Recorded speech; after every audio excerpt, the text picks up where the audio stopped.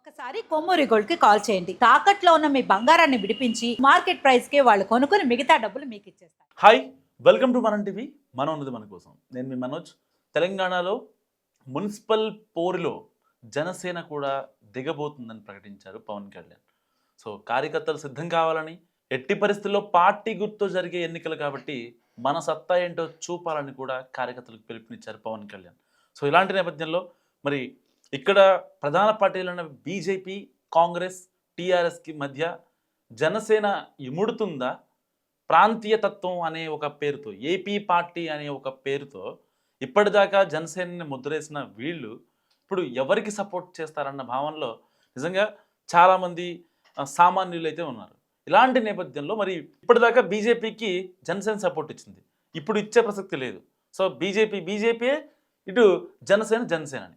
So ఇప్పుడు పర్టికులర్గా కాంగ్రెస్ నుంచి జనసేనకి అసలు ఓట్ షేర్ కన్వర్ట్ అయ్యే ఛాన్స్ లేదు.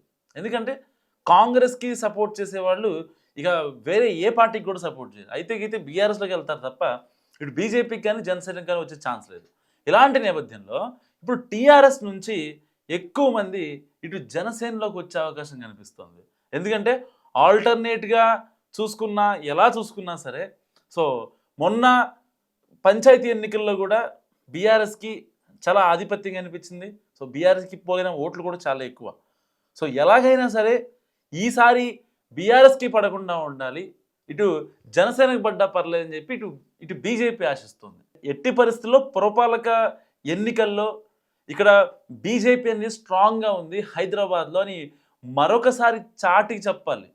పర్టికులర్గా హైదరాబాద్లో బీజేపీ స్ట్రాంగ్ ఉంది. గ్రౌండ్ లెవెల్ అంటే ఈ గ్రామీణ ప్రాంతాల్లో కాస్త తక్కువగా ఉన్నా సరే ఈ స్పేస్ని ఎలాగైనా సరే జనసేన త్రూగా వాడుకోవాలని చెప్పి ఇటు బీజేపీ చాలా గట్టిగా అనుకుంటుంది. సో ఏదేమైనప్పటికీ బీఆర్ఎస్ నుంచి ఓట్ షేర్ కనుక జనసేనకి టర్న్ అయితే నిజంగా ఎక్కువ ఆనందపడేది కాంగ్రెస్ కన్నా కూడా బీజేపీ ఉంటుంది. సో ఇలాంటి నేపథ్యంలో ఇప్పుడు ఒకవేళ బీఆర్ఎస్ నుంచి కనుక చాలామంది వలసలు వెళ్ళే అవకాశం ఉందని కూడా చెప్తున్న పరిస్థితి.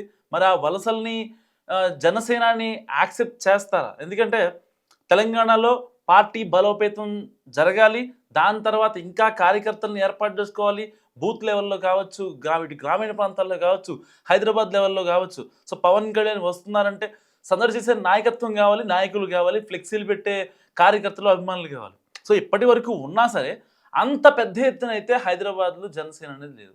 ఇలాంటి నేపథ్యంలో ఎవరైతే బీఆర్ఎస్లో తమకి సరైన ఆదరణ, మా అభిప్రాయం తెలుసుకోవట్లేదు కొన్ని నిర్ణయాల్లో అని హైదరాబాద్, రంగారెడ్డి జిల్లాల్లో అనుకుంటున్నారు మాజీ ఎమ్మెల్యేలు, వాళ్ళంతా ఇప్పుడు జనసేన వైపు చూస్తున్నారనే గుసగుసలు కూడా వినిపిస్తున్న నేపథ్యంలో మరి జనసేన ఈ వలసల్ని యాక్సెప్ట్ చేస్తుందా లేదా అనేది కూడా చూడాల్సిన అభిప్రాయం తనే ఉంది. సో ఈ వీడియో గురించి మీరు ఏమనుకుంటున్నారు? మస్ట్ కామెంట్ చేయండి. చూస్తున్నాను మనం టీవీ.